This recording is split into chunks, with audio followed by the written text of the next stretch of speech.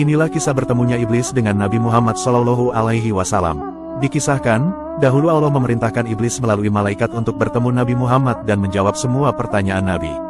Iblis merupakan makhluk ciptaan Allah yang selalu menjerumuskan manusia ke dalam kubangan dosa. Tapi siapa sangka, iblis juga pernah menuruti perintah Allah ketika ia disuruh untuk menemui Nabi Muhammad. Sejurus kemudian, iblis langsung berubah menjadi seorang lelaki tua dan menghadap Nabi Muhammad SAW. Nabi Muhammad lantas bertanya, "Siapa kamu?" "Aku adalah iblis. Untuk apa kamu menemuiku?" tanya Nabi kemudian. "Sesungguhnya Allah menyuruhku untuk bertemu denganmu dan menjawab semua yang nanti ingin kau tanyakan." Nabi pun langsung bertanya kepada iblis, "Kalau begitu wahai zat yang terkutuk, berapakah jumlah musuhmu dari kalangan umatku?" Iblis menjawab, "Ada 15. Yang pertama, yaitu engkau. Kedua, yaitu pemimpin yang adil. Ketiga, yaitu orang kaya yang rendah hati. Keempat, yaitu pedagang yang jujur. Kelima, yaitu orang berilmu yang khusyuk. Keenam, yaitu orang beriman yang suka memberi nasihat. Ketujuh, yaitu orang mukmin yang memiliki hati yang penuh dengan rasa kasih sayang. Kedelapan, yaitu orang bertobat yang istiqomah dalam tobatnya.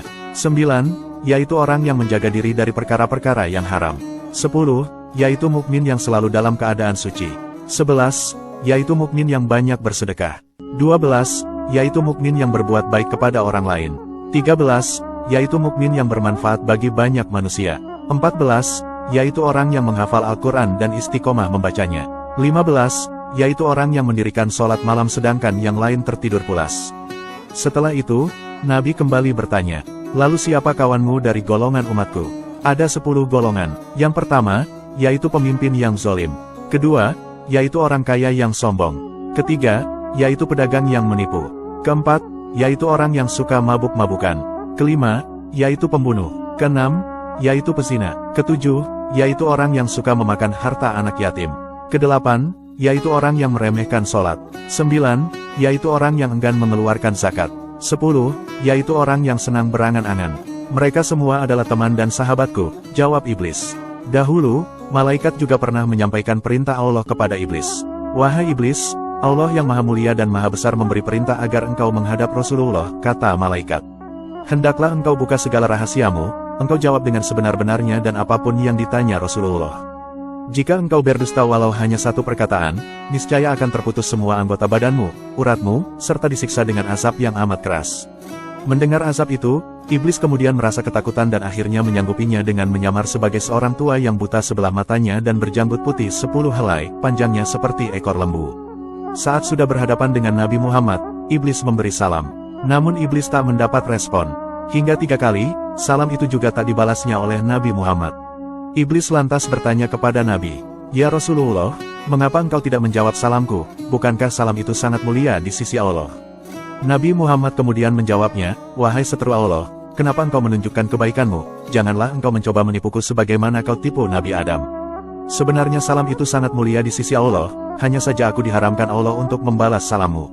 Iblis berkata, "Ya Rasulullah, janganlah engkau marah. Kedatanganku adalah diperintah Allah untuk memberitahu tipu dayaku terhadap umatmu." Beberapa saat kemudian, Rasulullah lantas mengajukan beberapa pertanyaan. "Jika umatku berpuasa karena Allah, bagaimana keadaanmu?" Mendengar pertanyaan itu, tubuh iblis ketakutan dan menjawab, "Ya Rasulullah, inilah bencana yang paling besar bahayanya untukku." "Apa maksudmu?" tanya Rasulullah. Iblis menjawab, "Apabila masuk bulan Ramadan, maka memancarlah cahaya Arasy.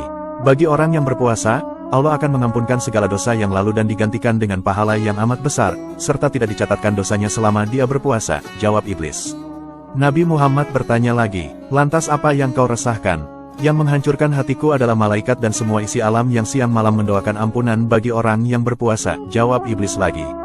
"Jika memang demikian, apa yang akan engkau lakukan kepada umatku?" tanya Rasulullah. "Umatmu itu ada 3 macam. Yang pertama, adalah ulama yang memberi nasihat kepada manusia. Yang kedua, yaitu umat Anda yang sabar, syukur, dan ridho dengan karunia Allah," ujar iblis. Nabi Muhammad kemudian bertanya lagi, "Lalu siapakah yang ketiga dari umatku itu?" "Yang ketiga dari umatmu yaitu seperti fir petik terbalik aun. Terlampau sombong dengan harta dunia serta dihilangkan amal akhirat. Maka aku pun bersuka cita. Kemudian aku masuk ke dalam badannya, aku putarkan hatinya kemana saja sesuai kehendakku. Aku membuat dia senang kepada dunia. Umatmu yang ketiga itu akan melupakan ibadah, tidak mengeluarkan zakat," kata iblis. Lalu, Apa siasatmu dalam mengganggu golongan umatku yang ketiga itu? Tanya Nabi. Iblis menjawab, aku menggodanya agar minta kaya dulu, setelah kaya ia akan sombong dan lupa beramal. Jika demikian, umatmu itu akan saling berebut harta, saling benci dan menghina kepada yang miskin.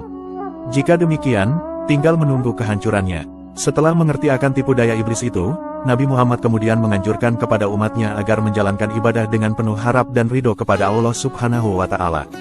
Semoga kita semua bisa menjadi hamba yang benar-benar ikhlas dan tulus dalam beribadah kepada Allah. Amin.